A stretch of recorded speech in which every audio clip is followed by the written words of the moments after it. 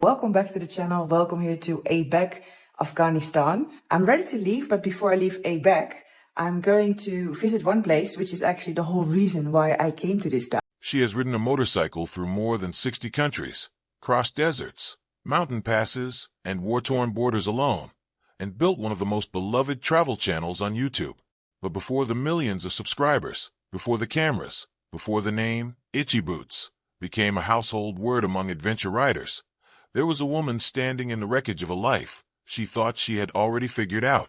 This is the real story of Noraly Schoenmaker, the collapse that started it all, the years of relentless, lonely effort that built an empire out of nothing, and the crash that nearly ended everything. Stay until the end, because the final chapter of this story is the one most people never hear. To understand why Noraly Schoenmaker eventually became one of the most recognized motorcycle travelers in the world, it helps to understand who she was before any of it began. She was not a professional athlete, not a stunt rider, not someone raised on racetracks. She was a scientist. Born in the Netherlands in 1987, she grew up with an unusually restless streak for a child who otherwise followed a conventional academic path. As a teenager, she would disappear for hours on roller skates or push her bicycle far past the edges of her town, drawn by a simple, persistent question. What was over the next hill? That question followed her into adulthood, but for a long time it stayed quiet, buried beneath the demands of career that looked, from the outside, like a success story. She studied at Utrecht University, earning a bachelor's degree in earth sciences before completing a master's degree with honors in a specialized field of geological modeling. It was serious, technical work, the kind that requires patience, precision, and a willingness to spend long stretches of time in remote or difficult environments. She went on to work for several years in geology and the oil and gas sector, a career that took her to isolated project sites and taught her how to function independently in unfamiliar terrain, a skill that, without her realizing it at the time, was quietly preparing her for the life she would later choose. By her late 20s, she had built the kind of stability many people spend a lifetime chasing.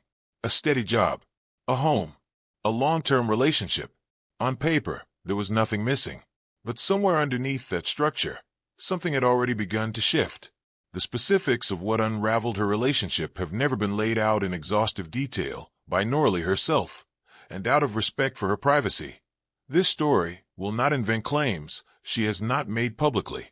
What is clear, and what she has spoken about candidly in interviews and on her own channel, is that a major personal upheaval, including the end of that long-term relationship, arrived at the same time she was already questioning whether the life she had built was the life she actually wanted.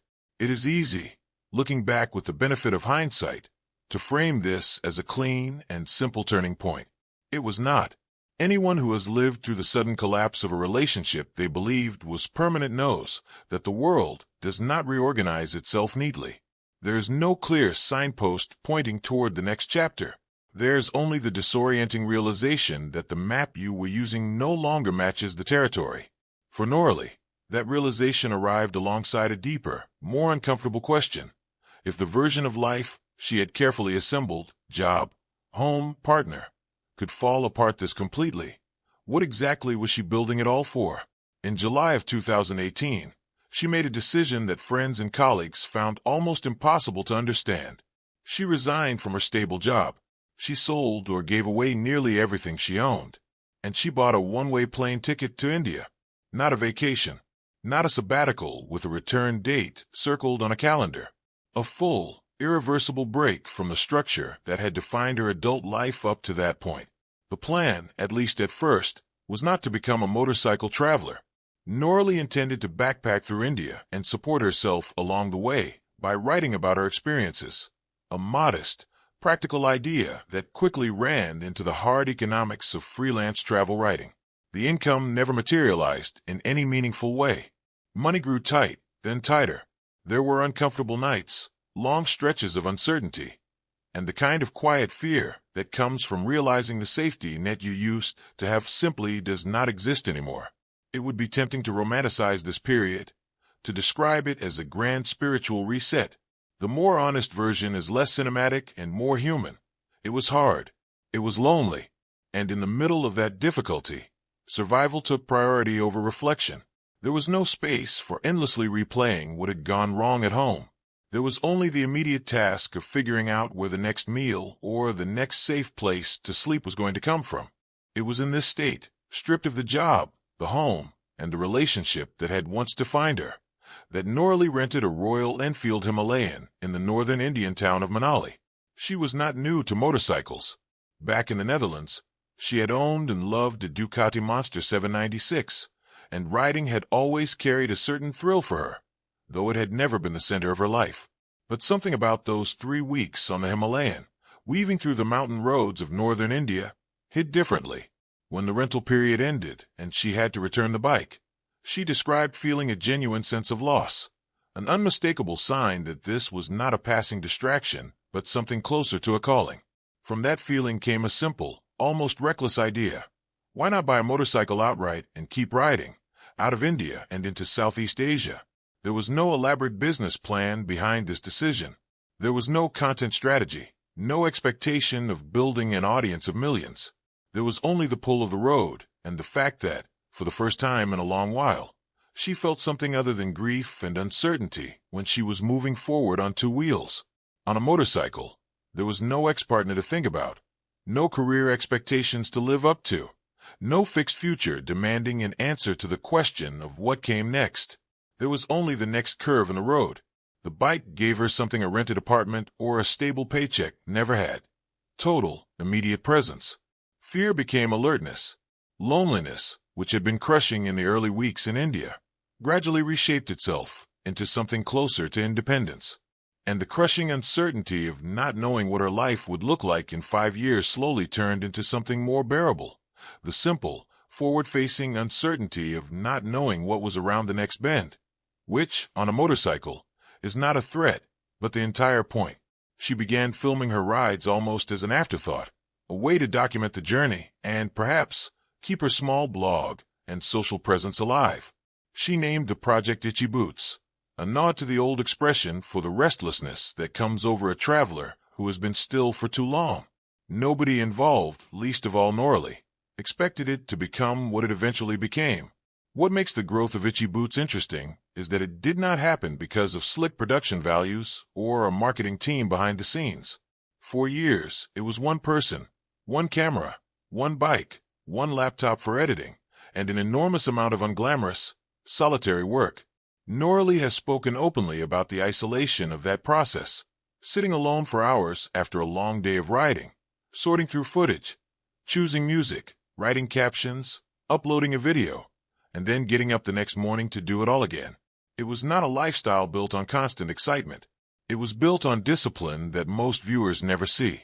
The channel's early growth was modest but steady, climbing toward its first few 100,000 subscribers within roughly a year, a milestone that felt enormous to someone who had started the project with no expectations at all.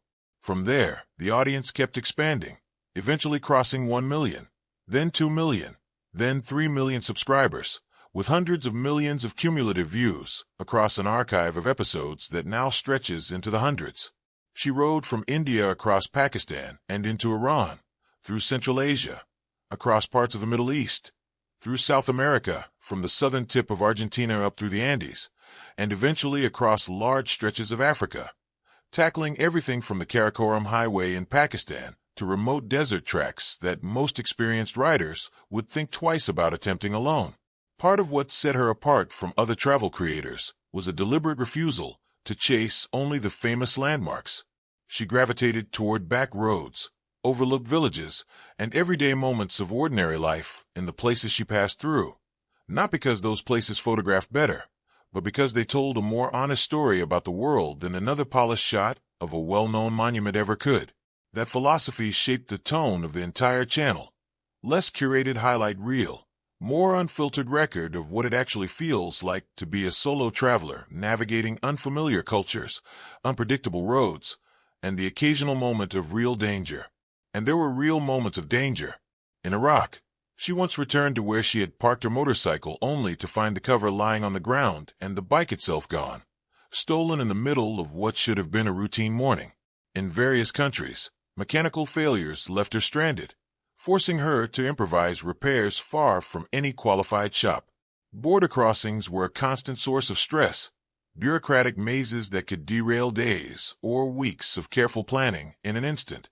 In 2025, political tensions around U.S. immigration enforcement led her to cancel a planned book tour in the United States entirely, explaining publicly that she no longer felt it was safe to enter the country given the risk of detention or a reentry ban that could jeopardize her ability to travel internationally in the future. A stark reminder that even a traveler as experienced as Noraly was not immune to forces entirely outside her control. Through all of it, audiences kept returning, and the reason had less to do with spectacle than with honesty. Noraly never pretended her footage was flawless. She has said plainly that she released videos knowing they contained rough edits or moments that did not meet her own standards, choosing forward progress over perfectionism. That willingness to be visibly imperfect, to show the fear along with the triumph, the breakdowns along with the breathtaking landscapes, is what turned a personal travel blog into something audiences describe as a genuine community, often calling themselves, half-jokingly and half-sincerely, part of the Itchy Boots family. For years, the narrative around Itchy Boots was one of steady, almost improbable momentum, new continents, new challenges, a growing audience that seemed to expand with every video. That momentum came to an abrupt halt in the spring of 2024, not in South America, but in Tanzania, during her long-planned journey across Africa. She was riding her Honda CRF 300L Rally, a bike she had affectionately nicknamed Alaska, along a road she had already judged to be in reasonably good condition after leaving the city of Mbeya. It was not a dramatic mountain pass or a notoriously dangerous stretch of desert. It was, by her own account, an unremarkable rut in the road, the kind of minor obstacle a rider like her, with years of experience navigating far worse terrain, would ordinarily shrug off without a second thought. This time, the bike went down hard. She knew almost immediately that something was seriously wrong. Unable to lift her motorcycle back up and increasingly certain that continuing to ride was not an option, she reached for her satellite communication device and sent out a call for help. What followed was a tense, uncomfortable wait in a remote stretch of Tanzania, far from any major hospital, while she tried to assess the extent of her injuries with the road already telling her that her collarbone was broken, and possibly her foot as well. Kind strangers eventually helped get her to a local hospital, where doctors confirmed the fracture. Rather than continue treatment in Tanzania, she made the decision to fly back to the Netherlands, where she believed she would have access to more advanced surgical care. What should have been a straightforward repair turned into something far more complicated. During the operation to fix her collarbone, doctors discovered additional bone fragments that had not been identified beforehand, and in the process of the surgery, one of her lungs was punctured, a serious complication that had nothing to do with the original crash and everything to do with the surgical process meant to fix it. The result was a second, more painful recovery layered directly on top of the first, extending what should have been a matter of weeks into a much longer and more grueling ordeal. It is worth pausing here to consider what this actually meant for someone whose entire identity, professional and personal, had been built around motion. For years, Noraly's life had one consistent rhythm: ride, film, edit, upload, ride again. The crash in Tanzania did not just injure her body. It forced a complete stop on a life that had never really stopped before. Her ongoing Africa expedition, already deep into its route along the continent's western and eastern regions, came to an immediate and unplanned end. Her motorcycle was shipped back to the Netherlands without her. The season of the channel that had been building for months was simply over. Recovery from a broken collarbone alone typically takes weeks to months, depending on the severity of the fracture and whether surgery is required. Recovery from a punctured lung adds an entirely different layer of difficulty, since lung function directly affects stamina, oxygen intake, and the ability to withstand physical exertion, all of which matter enormously to someone whose work depends on sustained physical endurance, often at altitude, in extreme heat, or over multi-day stretches of difficult terrain.